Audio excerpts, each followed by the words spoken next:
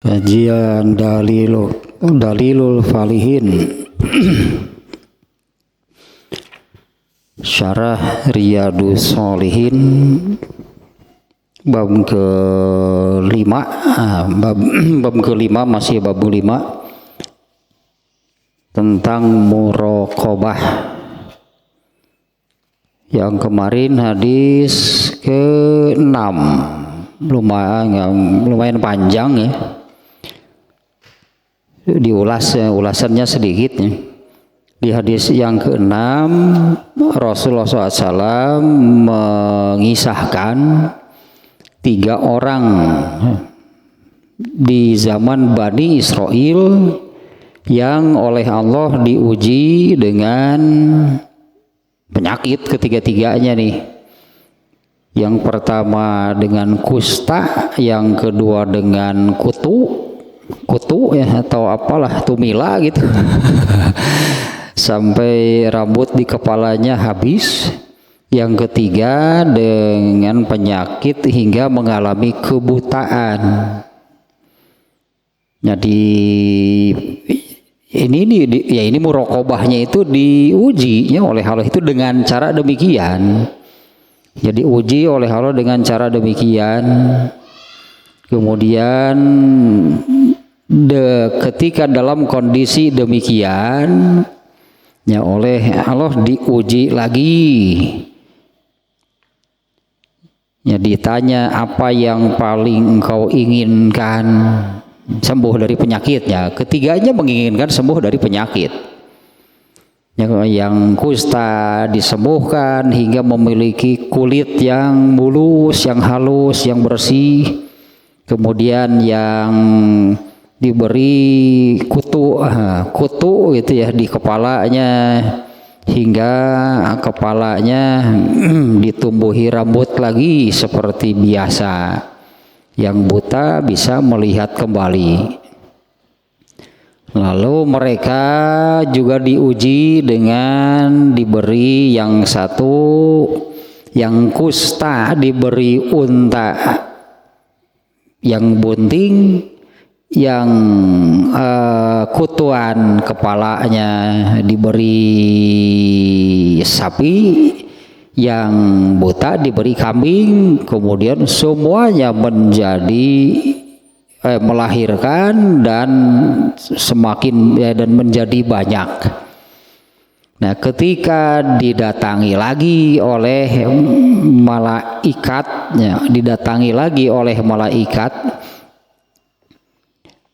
diuji lagi, ya, malaikatnya datang menyamar gitu ya, sebagai orang miskin yang kehabisan bekal. Lalu mendatangi orang yang disembuhkan kustanya dan ternak untanya, yang ternak untanya semakin banyak. Ternyata dia menolak. Dia mengatakan, oh saya bisa seperti ini warisan dari leluhur saya. Ternyata malaikat itu, kamu berdusta.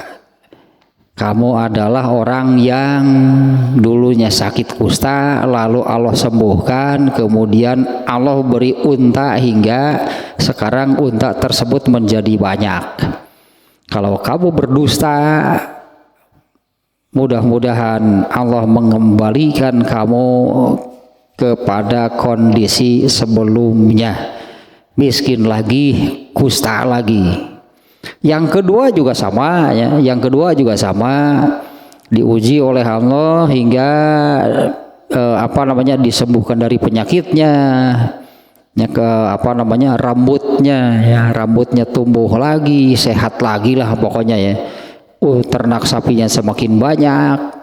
Didatangi oleh malaikat menyerupai orang yang menyerupai manusia yang kemudian datang kepada orang ini ya, sebagai orang miskin yang habis perbekalan ketika melakukan perjalanan.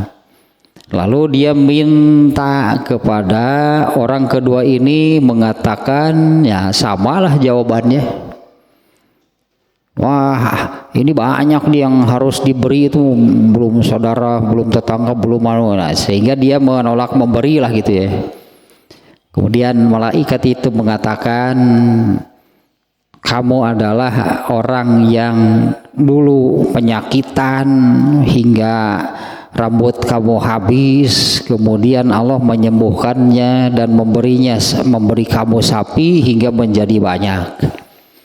Kalau kamu berdusta, maka Allah akan mudah-mudahan Allah mengembalikan kamu kepada kondisi sebelumnya. Kutuan lagi gitu, kutuan lagi, miskin lagi. Nah, sementara yang ketiga, yang buta, ya, diuji dengan masalah yang sama, didatangi oleh malaikat yang menyerupai orang miskin yang kehabisan bekal di jalan. Ketika mendatangi orang yang ketiga, ya, dengan mengatakan hal yang sama, kemudian orang yang ketiga ini mengatakan, ya, yaitu ambillah apa yang kamu perlu dan tinggalkanlah apa yang kamu tidak perlu. Wa ajhaduka al yauma bi syai'in akhadzahu lillah. Aku tidak akan menghalangi, aku tidak akan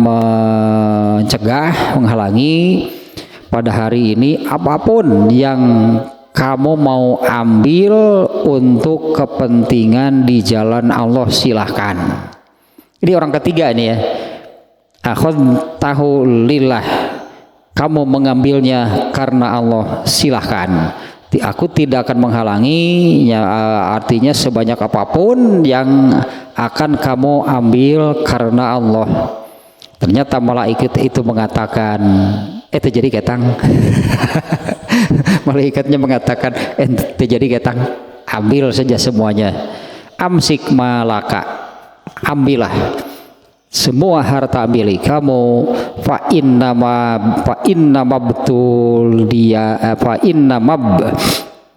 tulitum, sesungguhnya kalian bertiga itu diuji oleh Allah. Yang kedua, faqad radhiyallahu anka, nah Allah ridho kepada kamu, ini kepada orang yang ketiga nih ya. Wasakhito ala sohibaika, dan Allah murka kepada dua orang kawan kamu. Nah, muraqabahnya di sini ya, diperhatikan, dilihat, bahkan ya inilah muraqabah itu ya, ciri diperhatikan oleh Allah itu adalah diuji. Ya, ciri diperhatikan oleh Allah itu adalah diuji oleh Allah. Adapun ujiannya beragam, sesuai dengan tingkatan imannya, ya, sesuai dengan kadar keimanannya. Itulah intinya ya. Di hadis ini kan ketiganya diuji oleh Allah dengan penyakit, lalu disembuhkan, kemudian diuji lagi, yang dua gagal, hanya satu yang berhasil melewati ujiannya. Nah, sekarang hadis ke-7.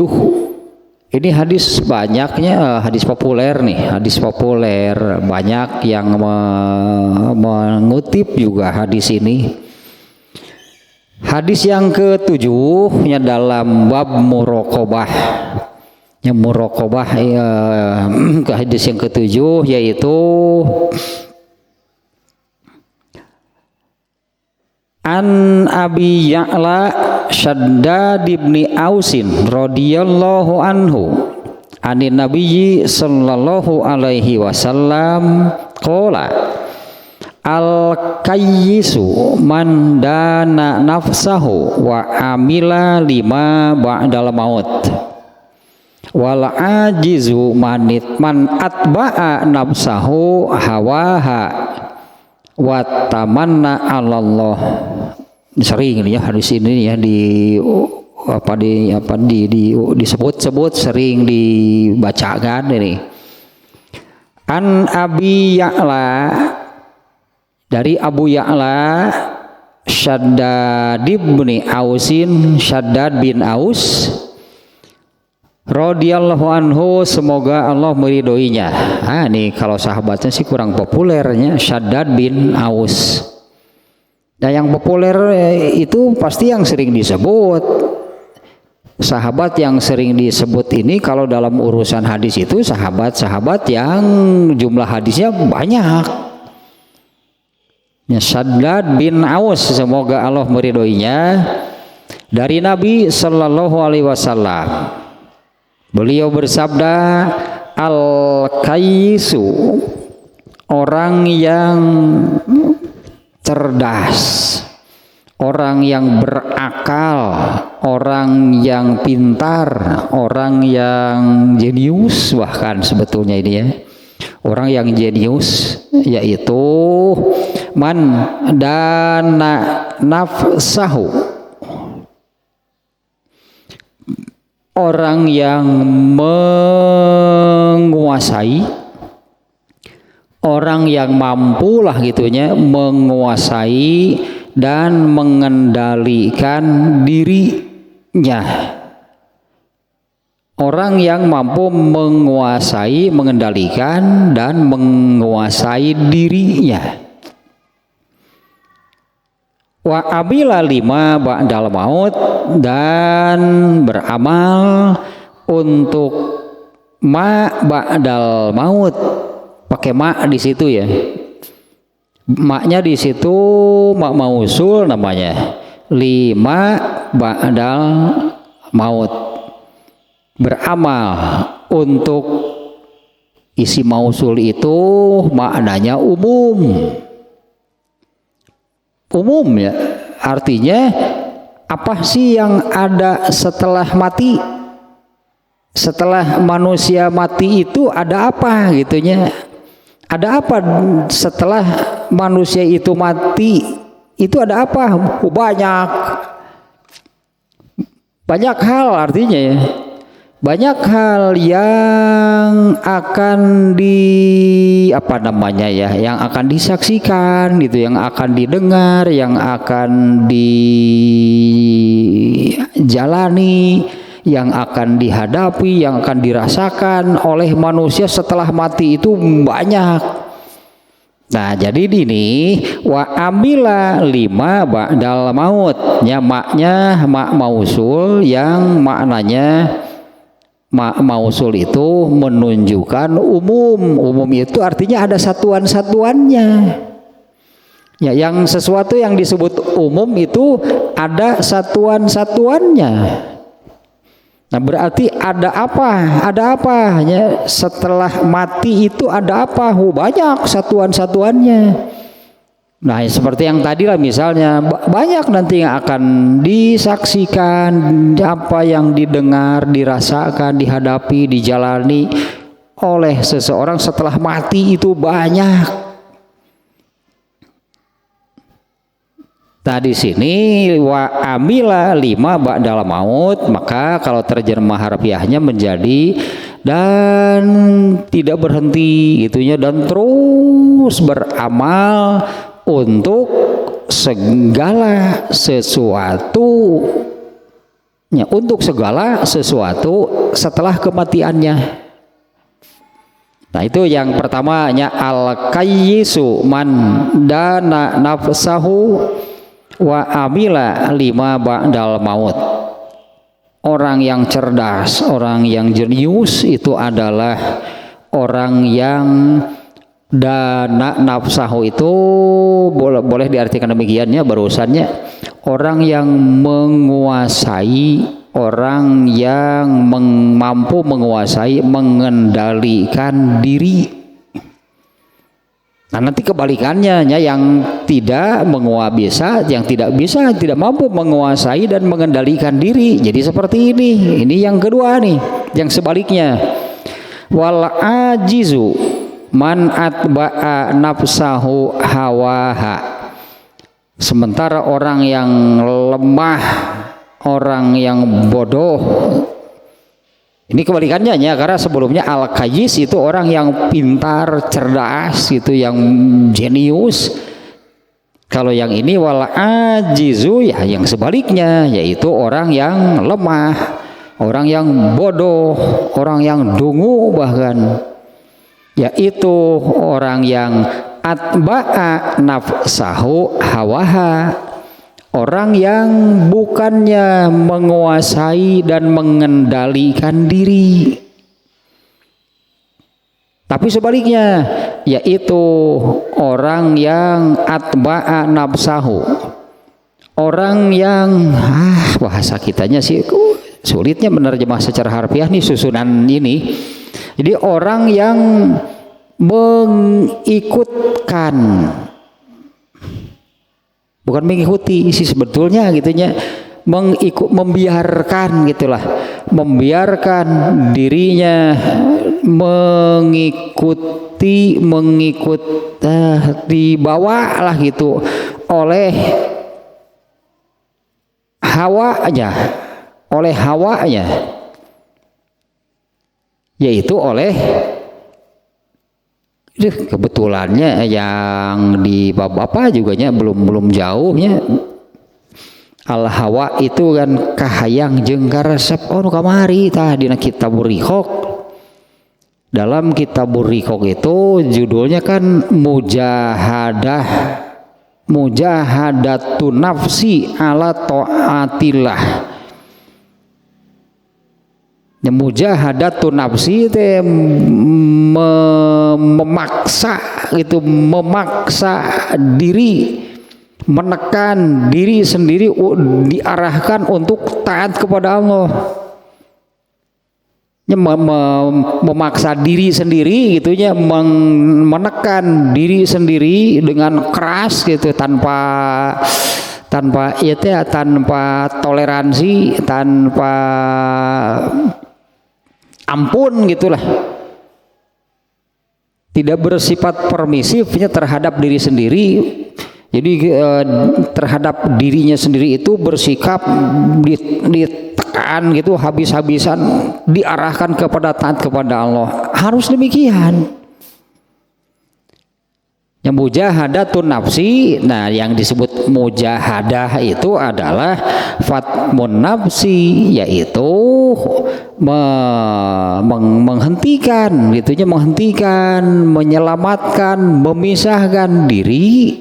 memisahkan diri dari al-hawa, di mana al-hawa ini adalah kahayang jeung karesep tanpa unsur agama. Teta aslina al-hawa mah keinginan, kesukaan, hobinya manusia yang bukan agama. Nah harus manusia itu harus melepaskan diri, menyelamatkan diri dari hal seperti itu. Karena kalau al-hawa itu mengarahkan, mengajak, membawa manusia itu menjauhi urusan agama, menjauhi urusan ibadah, menjauhi urusan ketaatan. Nah makanya kemarin judulnya Imam Bukhari nya bab mujahadatun nafsi ala taatillah. Jadi diri kita ini harus memaksa diri kita sendiri, arahkan kepada ketaatan, lepaskan dari pengaruh, lepaskan dari pengaruh kahayang jeung karesep yang bukan dari agama. Dan etatnya melepaskan diri ini dari pengaruh, bukan hanya pengaruh, bahkan diseret gitu oleh al-hawa, ada di mana al-hawa ini membawanya, menyeretnya kepada hal-hal, kegiatan, kesibukan yang bukan dari agama. Yang bukan dari agama, bukan dari Allah, artinya bukan, kalau dilakukan itu bukan ibadah, bukan ketaatan. Kalau yang dari Allah berarti taat kepada Allah, disebutnya ibadah atau amal soleh, Allah memberi pahala. Nah kalau yang landasannya yang berasal dari dirinya atau yang bukan dari Allah, itu disebutnya al-hawa.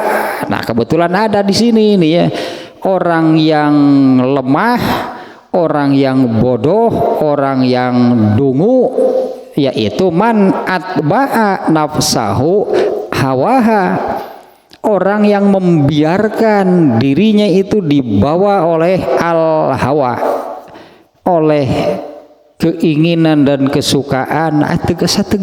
Gitu teh. Orang yang membiarkan dirinya itu dibawa diseret oleh kahayang jeung karesepna, atau jadilah dirinya itu orang yang hidupnya itu ngagugu kahayang jeung karesep,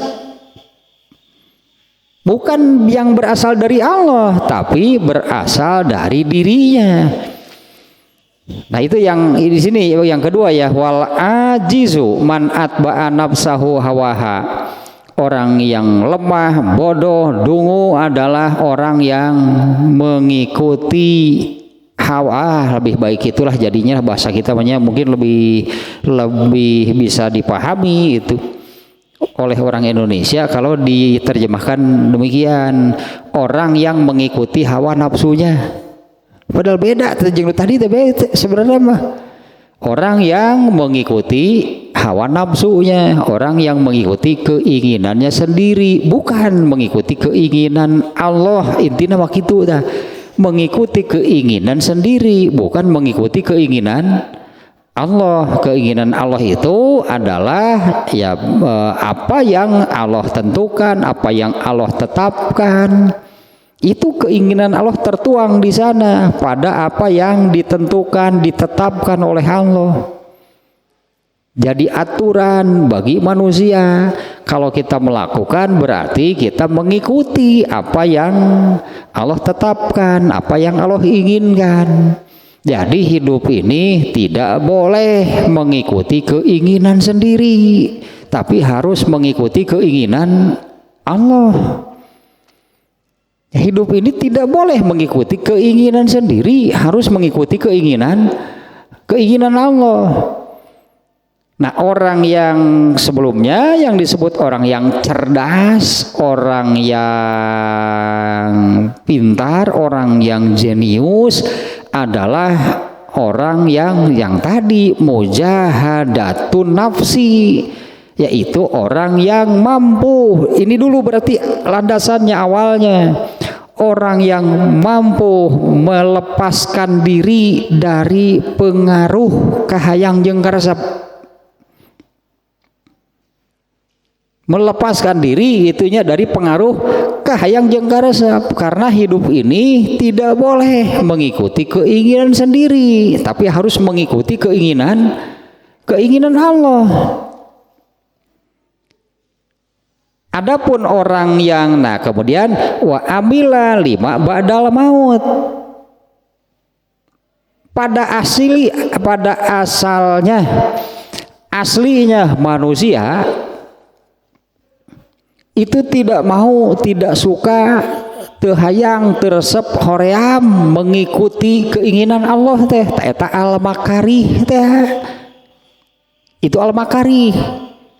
Ketaatan kan al-makarih itu ketaatan. Yang namanya taat itu kan mengikuti, melakukan apa yang mengikuti, melakukan keinginan Allah, mengikuti, melakukan apa yang Allah tetapkan, apa yang Allah tentukan. Itu disebutnya taat kepada Allah. Nah, pada asalnya al-hawa itu keinginan, kesukaan manusia itu berseberangan, bertentangan dengan keinginan Allah.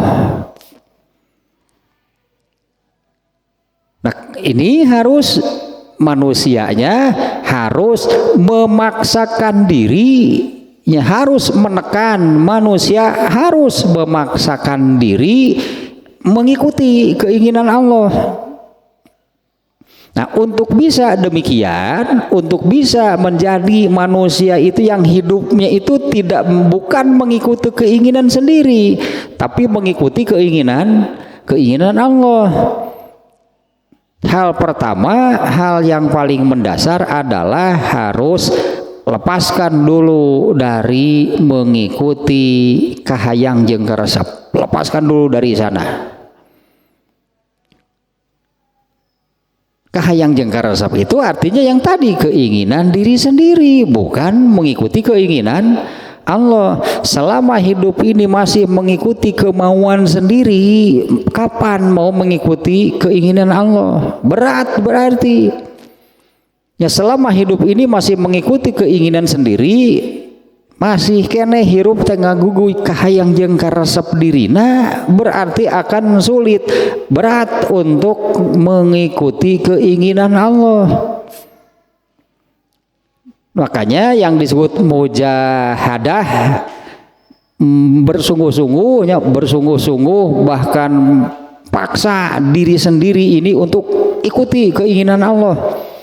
Meskipun pada asalnya mengikuti keinginan Allah itu yang disebut al-makarih, bukan sesuatu yang diinginkan, bukan sesuatu yang disukai. Mengikuti keinginan Allah gitu aja, bagi manusia mengikuti keinginan Allah itu bukan sesuatu yang sesuai dengan keinginan dirinya. Nah, lepaskan dulu dari pengaruh al-hawa, baru bisa mengikuti keinginan Allah. Bahkan sebetulnya Allah kan Allah menuntut total 100% sepenuhnya manusia itu mengikuti keinginan Allah. Nah, orang yang cerdas, orang yang pintar di sini adalah orang yang dana nafsahu, tak mampu menguasai, mampu mengendalikan diri, dilepaskan, itu dibebaskan dari pengaruh al-hawa, pengaruh kahayang jeung karesep.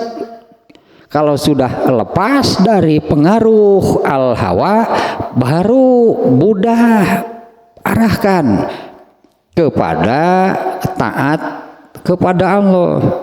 Ya, arahkan diri ini untuk taat kepada Allah itu mudah kalau sudah bisa lepas dari pengaruh al-hawa. Masih kene nunutur kahayang jeung karesep mah nyapan eta anu dituturkeunana, bukan keinginan Allah tapi keinginan dirinya. Padahal sebetulnya Allah menuntutnya, tuntutan dari Allah itu total. Nah, agak keluar dulu nih sedikit, agak melebar. Ini dari kitab ininya belum ya. Keinginan atau manusia itu al-hawa, tadinya al-hawa itu kahayang jeung karesep. Kan semua manusia punya. Semua manusia punya dan tidak boleh dihilangkan, tidak bisa dihilangkan, tidak boleh dihilangkan, tidak bisa tidak dipenuhi, harus dipenuhi. Itu bagian dari yang namanya manusia. Hanya kalau aslinya hal tersebut pasti mengarah kepada keduniaan yang akibatnya neraka, itu aslinya. Al-hawa manusia itu hanya hal-hal keduniaan, di mana hal itu yang menyebabkan manusia masuk neraka. Nah, kemudian gitunya Allah menurunkan agama. Nah, Allah meminta gitu supaya kahayang jeung karesep nate arahkan kepada hal-hal yang berkaitan dengan agama, hal-hal yang berkaitan dengan ibadah, hal-hal yang berkaitan dengan ketaatan. Artinya kahayang jeung karesepnya tidak dihilangkan, tapi kahayang jeung karesep teh ditundukkan kepada keinginan Allah.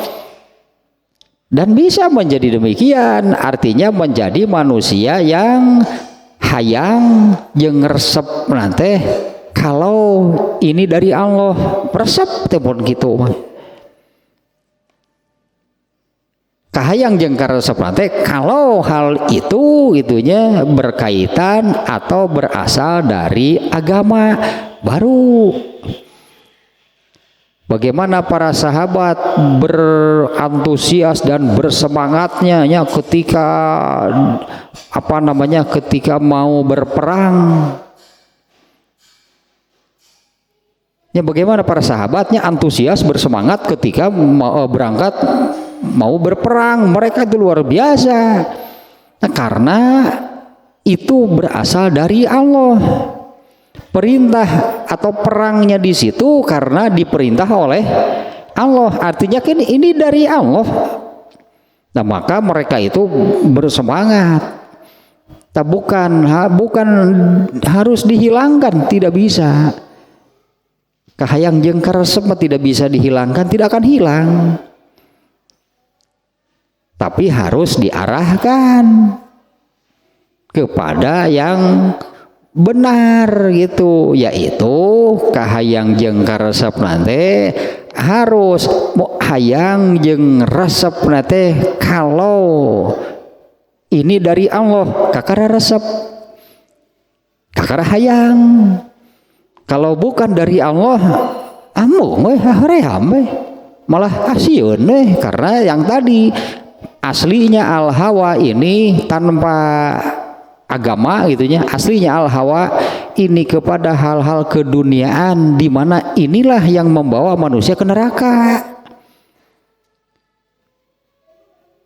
Masa mau membawa diarahkan dibawa ke neraka, masa suka banyak resep. Sementara kalau taat kepada Allah itu kan kalau taat kepada Allah itu kan yang membawa ke surga, harusnya ini kan nu pikaresepeun manuki. Nu pikaresepeun mah harusnya hal yang gitulah yang membawa ke surga, yang membawa kepada kenikmatan, kebahagiaan, keselamatan. Ya teteh taat kepada Allah nu kitu teh.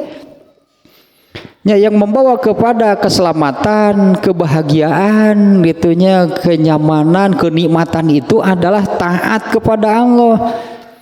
Ngan awalna wunggul hoream teh, hoream taat luar biasa.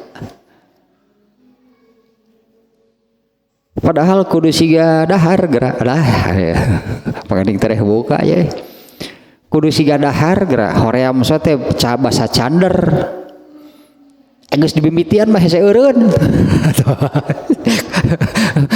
Siga kudu siga kana dahar geura sok hoream teh mimiti mah. Ai kitu geus dicobaan sahuap, hese eureun. Sebetulnya ibadah demikian, ibadah itu demikian. Apalagi disebutnya kalau sudah terasa nikmatnya ibadah seperti apa. Ibadah itu bersifat adiktif, ketagihan ku ibadah mah. Asal geus karasa nikmatna ibadah siga kumaha.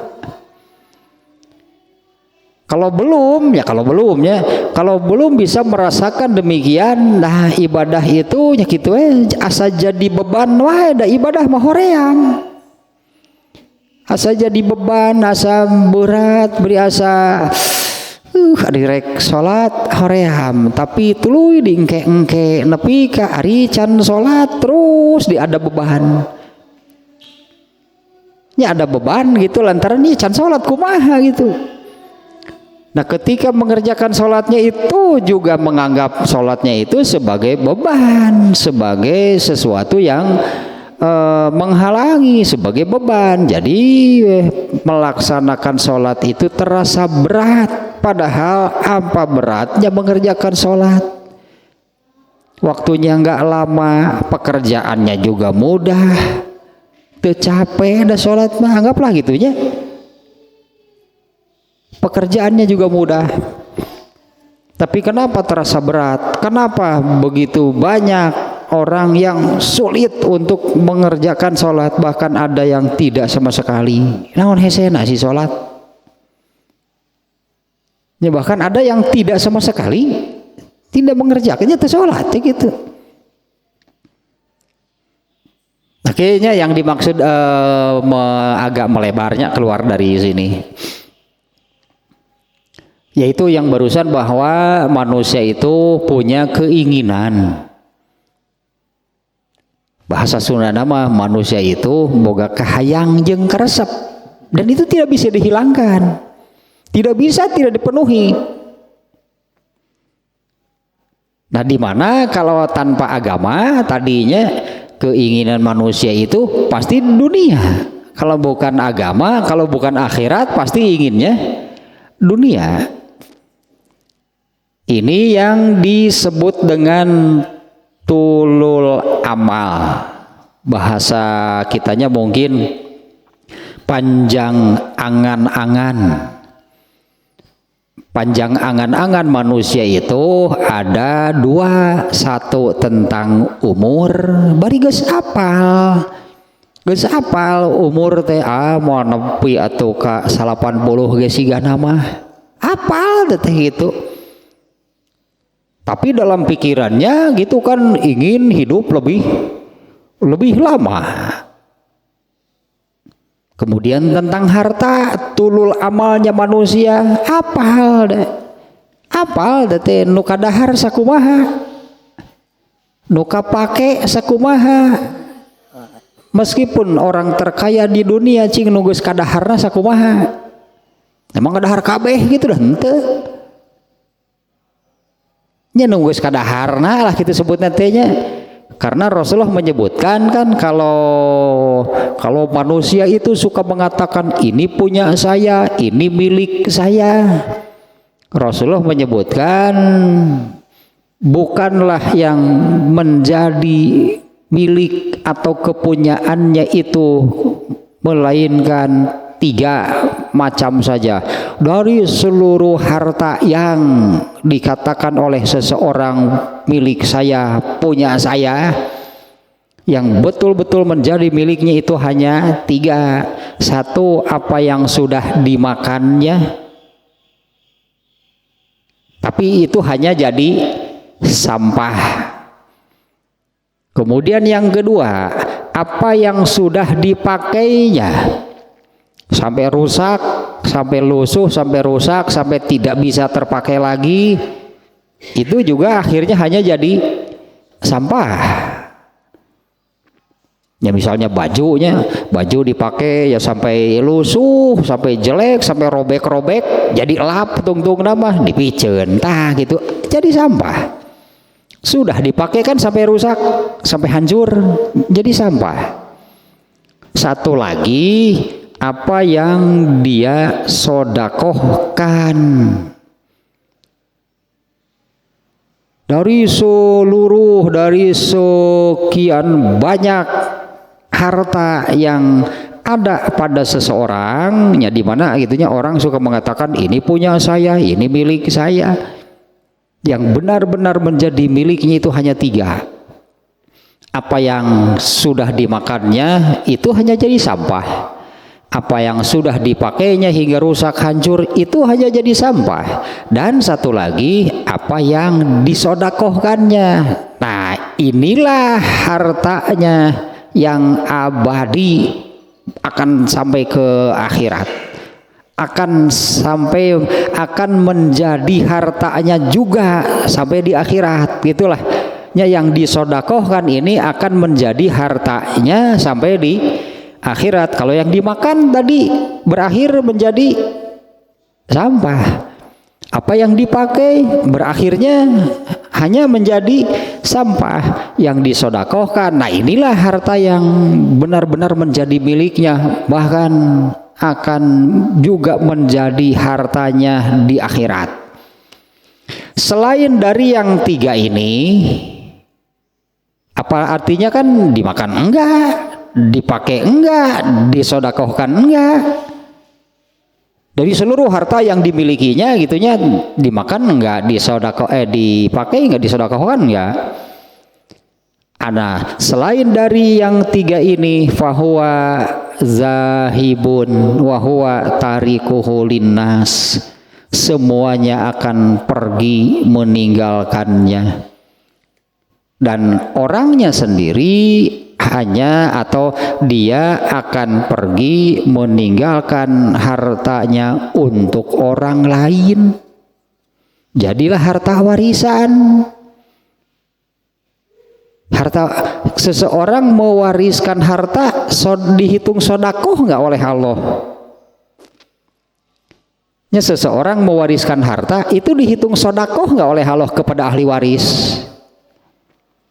Sodakoh maker hirup nu tadi pan, apa yang dimakan, apa yang dipakai, apa yang disodakohkan. Begitu meninggal selesai. Dia ini pergi meninggalkan hartanya, dan dia tinggalkan hartanya itu untuk orang lain, dan Allah tidak memberi pahalanya sebagai sodakoh. Mewariskan itu bukan sodakoh, terkait dengan hartanya, artinya sudah selesai. Bagi orang ini hanya tinggal tanggung jawabnya. Dari seluruh hartanya itu, bagi orang yang meninggal itu hanya tinggal tanggung jawabnya. Yang benar-benar menjadi miliknya berapa banyak? Yang disodakohkan berarti, karena yang dimakan jadi sampah. Sampah kan dibuang artinya kan. Yang dimakan jadi sampah, yang dipakai sampai rusak jadi sampah, yang disedekahkan. Nah, itulah hartanya yang benar-benar menjadi hartanya, bahkan menjadi hartanya, menjadi kekayaannya sampai di akhirat. Selain dari yang tiga ini, semuanya akan ditinggalkan. Nah, manusia itu padahal tahu yang menjadi hartanya itu, yang menjadi miliknya itu, apa yang dimakan. Emang berapa banyak? Berapa banyak sih yang dimakan? Orang terkaya di dunia kalau makannya bagaimana? Asarua we isuk-isuk nasi kuning di sanguan. Sarua we lah konglomerat geuning daharna mah kitu. Ya kepalingan makan sehari 3 kali par gitu paling ge. Terus yang dimakan ya emang berapa banyak? Muncul sunat teh memang segede naon kadutna atuh dah kadut jelema mah sarua segede kitu. Emang sekali dahar 10 piring udah asup moal kalah kumaha geus sakitu dahar mah. Rek nu miskin rek konglomerat ge. Artinya yang dimakan gak banyak. Kemudian yang dipakai juga gak banyak. Yang disodakohkan juga gak banyak. Aing mah leungit kabeh atuh teu boga nanaon tungtungna mah. Kasebutna wungkul, tanggung jawabna wungkul, disebutna teh kasebutna wungkul, konglomerat, tanggung jawabnya berat karena hartanya banyak. Terus yang betul-betul menjadi miliknya yang mana? Detara sodakohna ge wayahna cek Allah teh.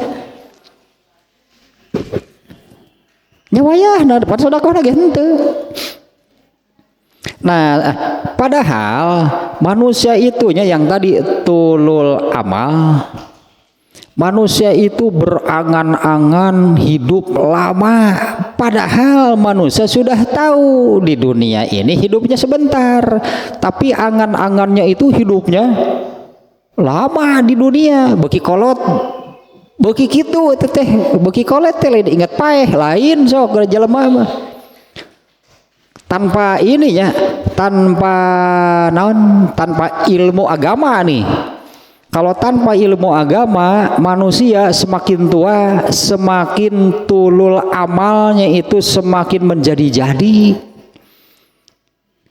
Lamun cek budak ngora mah, geus kolotnya geus botalna heuling inget paeh, boro-boro. Justru manusia itu semakin tua justru keinginan hidupnya itu malah lebih panjang lagi, panjang angan-angannya. Urusan harta sama. Semakin tua semakin rakus. Kalau tanpa agama nih ya, aslinya manusia urusan hartanya itu tulul amal tentang hartanya pun malah semakin besar. Cek barudak ngora ngomong gitu teh si etanya sakitu geus sekolah teh geus bau taneuh mun cik urang inget paeh moal Nah karena harta tehnya meni asa beukinya ya da kitu aslina jelema mah. Satu lagi yang menjadi tulul amal itu, ini terkait dengan al-hawa. Manusia itu tidak suka diatur, hayang nanti hirup bebas kumaha manehna. Itu aslinya manusianya. Manusia itu tidak mau diatur. Pinginnya ya pan aya ieu teh ari al-hawa teh pan ngaguguk hayang jeung karesep ku urang tah eta teh mung diatur, berarti aslina jelema mah kitu. Tidak mau diatur, sementara yang Allah turunkan kan aturan bagi manusia. Aturan semuanya. Harus ini, tidak boleh itu, wajib begini, haram begitu, itu semuanya keur jelema mah mung teh gitu-gitu teh jelema mah aslina mah. Manusia itu inginnya hidup bebas, tah jelema teh hayang panjang umur nepi ka ribuan tahun, kahayangna mah di dunia teh. Padahal sadar awak beuki ripuh teh mun sakedeung moal lila deui heap atuh. Cik eta ningalinya lempang geus rampeolan kitu geura. Awak geus sagala karasa. Seeutik diubar ka rumah sakit, diubar ka dokter, sadar mun ceu urang mah eta awak geus ripuh, tapi kahayang hirupna. Siguana mah 1000 tahun mah pondok teuing, hayangna mah hirup ribuan tahun di dunia teh. Itu tulul amal tentang umur. Kemudian tulul amal tentang harta, padahal sadar tadi nu didahar nu dipake da mau loba moal atuh, tapi keinginan memiliki hartanya sugan mah dunya teh hayang dilag-lag ku sorangan jelema mah. Hayangna teh dunya itu nu manehna we sorangan gitu. Itu tulul amal manusianya.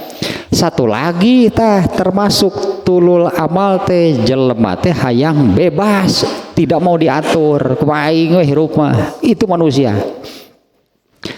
Padahal ketiga-tiganya ini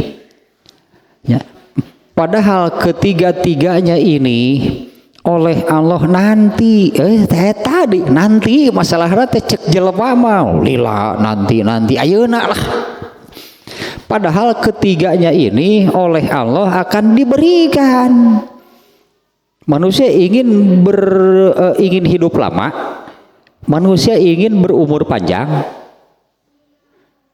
Nanti di dalam surga oleh Allah tidak dibatas. Kagok cek Allah teh 1000 tahun 2000 tahun pek didinya salilana, artinya kan ini dipenuhi kan keinginan manusia. Pan itu kahayang jelema tulul amal teh ingin berumur panjang, tapi di dieu cek jelema mah di dunia teu mikirna teh bari eta awak geus rampeolan geus sagala karasa teh hoyong hirup panjang, pan lieur cek Allah teh.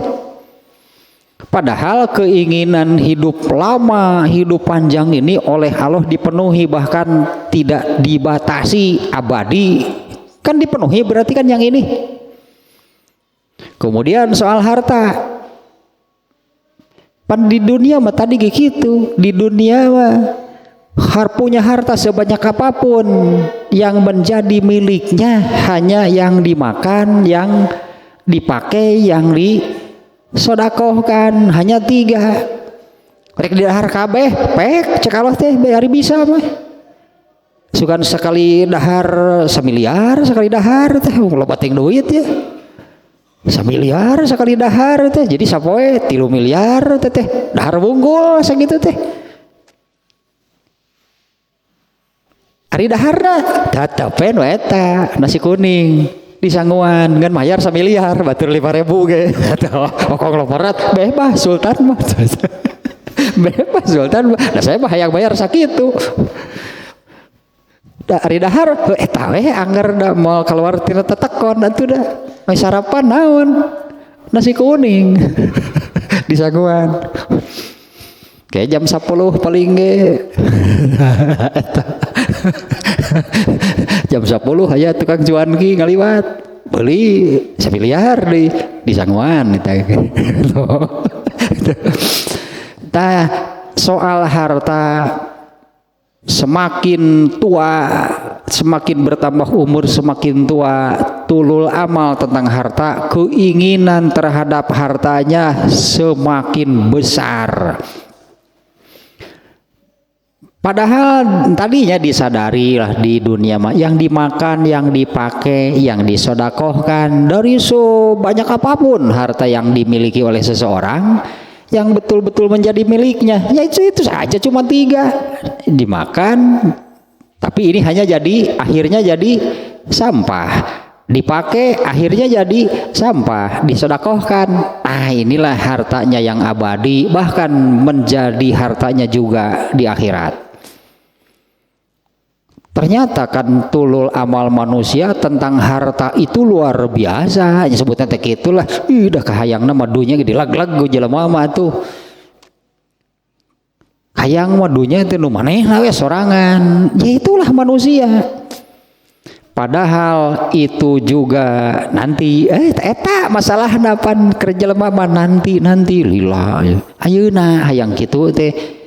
Padahal tentang harta juga nanti oleh Allah tulul amal tentang hartanya juga akan dipenuhi.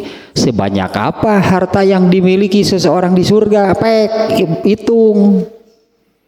Ya, sebanyak apa kekayaan, sebanyak apa harta yang Allah berikan bagi penghuni surga, tidak terhingga. Pan eta teh dipenuhi oleh Allah kan ya, pan ieu teh al hawa ieu teh. Inilah keinginan manusia, berumur panjang, kalau bisa mah tepaeh-paeh gitulah. Di dunia teh yang hirup tuluy. Itu keinginan manusia. Kemudian urusan harta, inginnya dunia ini miliknya sendiri. Kemudian tentang tulul amal, tentang kebebasan. Tadi manusia itu hidupnya ingin bebas, tidak mau diatur. Itu aslinya manusia. Makanya manusia kan begitu. Allah menetapkan wajib haram ini, harus begini, tidak boleh begitu. Kan nggak mau manusia. Riweuh lah, mau orang lah hirup mah. Nah gitu ulah, gitu menang. Jeung kudu kieu jeung hoream teuing. Itu aslinya manusia. Padahal itu juga nanti eta jelema teh. Nanti itu pun akan diberikan oleh Allah setelah kalau manusianya masuk surga. Di dalam surga ini oleh Allah akan diberikan hirup kumaha maneh eta di surga. Rek lompatan, rek ajret-ajretan, rek koprol. Maneh wen karena itu juga nanti akan diberikan di surga teh. Wayahna atuh di dunya mah hiji sing inget kana pupus atuh nah gitu. Sing emot kana pupusnya moal aya. Meskipun angan-angannya hidup 1000-2000 tahun, nggak bisa. Ingatlah akan kematian. Kemudian yang kedua, emang mau punya sebanyak apa harta itu? Apa betul akan jadi milik kamu semuanya? Bisa-bisa harta itu malah menjadi sesuatu yang mencelakakan. Ya bisa jadi kan harta itu menjadi sesuatu yang mencelakakan. Kemudian hayang bebas, wayahna atulah da molila deui, geus di surga mah pek bebas. Mun ceuk urang mah atuh wayahna, ayeuna mah wayahna belum saatnya. Karena di dunia ini tadi saatnya, waktunya mengikuti keinginan Allah. Kalau setelah di surga, ya boleh disebut dibalik, berarti dalam tanda kutip. Berarti Allah harus mengikuti keinginan kita. Allah nggak akan menyuruh apa-apa di surga. Tapi kalau penghuni surga punya keinginan, Allah harus memenuhinya. Itulah bukan artinya Allah jadi bujang, ya bukan. bukan artinya Allah jadi khodim, ya, jadi bujang, jadi pelayan, bukan. Tapi memang Allah menjanjikan demikian. bagi manusia yang ketika di dunianya taat, artinya di dunianya mengikuti keinginan Allah, nanti di akhirat Allah akan memenuhi semua keinginannya. Dan Allah sudah tidak menginginkan apa-apa. Ya Allah sudah tidak menginginkan apa-apa dari penghuni surga. Enggak, apa ke maneh cek Allah teh hirup satu tulul amal tentang umurnya oleh Allah dipenuhi, bahkan tidak tanggung-tanggung, bukan 1000, 2000, 3000 tahun abadi cek Allah teh tahlin yang gitu maneh teh. Kan ingin kan manusia seperti itu kan keinginannya ingin hidup lama abadi cek Allah teh tong kagok lah. Urusan jeung saya baca kalah tetep kagok sok tah naon hayang deui hayang beunghar pek hitung harta seseorang di dalam surga sebanyak apa dengan ieu lah asumsi nu ieu teh anya orang terakhir yang masuk surga itu luas surganya 10 kali luasnya dunia. Ini orang terakhir yang terjelek lah anggap, yang terjelek, yang terburuk, yang di surga yang paling rendah, jatah paling sedikit, gitulah bagi penghuni surga seperti itu. Luas surganya 10 kali luas dunia. Ayeuna wae dunia geus teu kahitung. Ini dunia dan isinya kalau diuangkan berapa sih seluruhnya? Nya hitungnya lah ayeuna tanah sameter sabaraha. Ya tanah semeter sabaraha, belum bahan tambangnya, ya belum bahan tambangnya, belum tanaman obatnya, belum tangkal kai. Nah beda tak pokoknya nama itu dunia dan isinya seluruhnya ini sabaraha sih kalau diuangkan. Penghuni surga yang paling rendah 10 kali dari itu. Ayeuna wae dunia geus teu kahitung kan. Nya ayeuna teh dunia teu kahitung dah sabaraha sih dunia dan isinya kalau diuangkan. Penghuni surga paling rendah 10 kali lipat, 10 kali lipat yang demikian.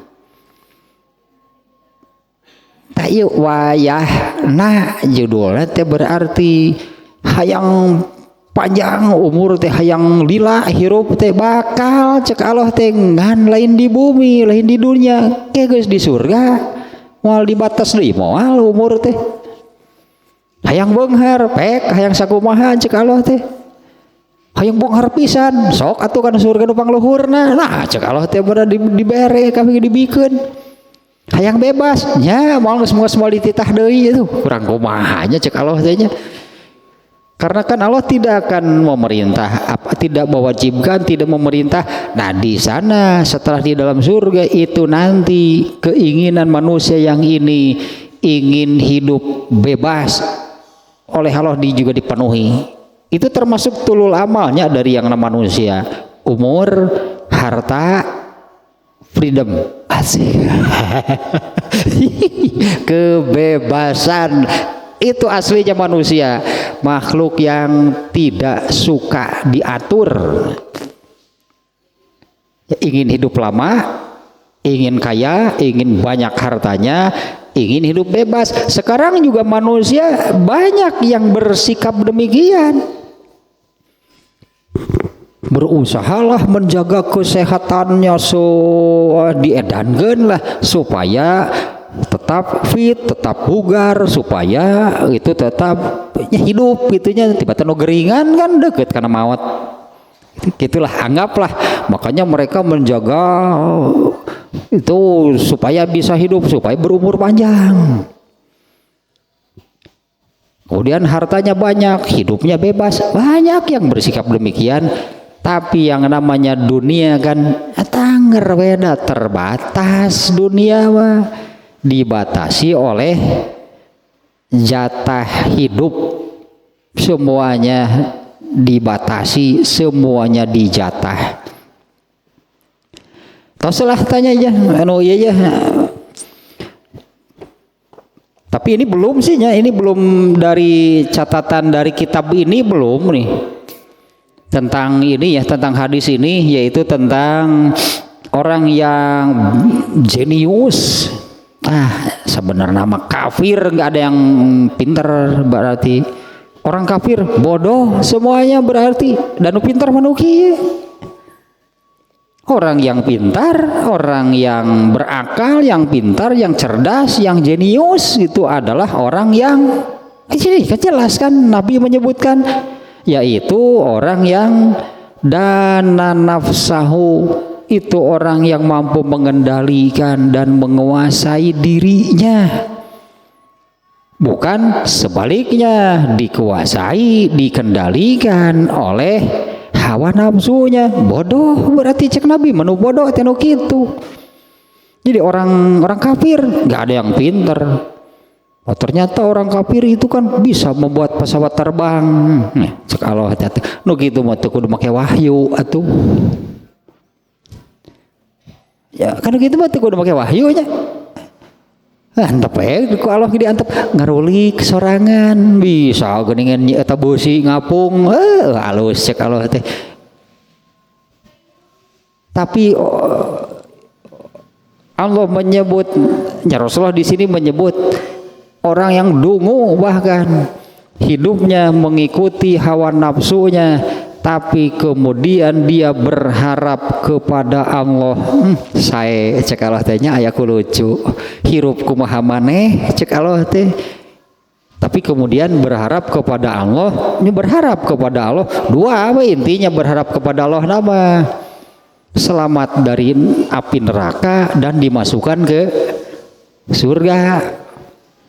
Eta anu dungu manuk itu, sementara hidup tadi bukan mengikuti keinginan Allah, tapi malah mengikuti keinginan dirinya, mengikuti keinginannya sendiri, mengikuti hawa nafsunya.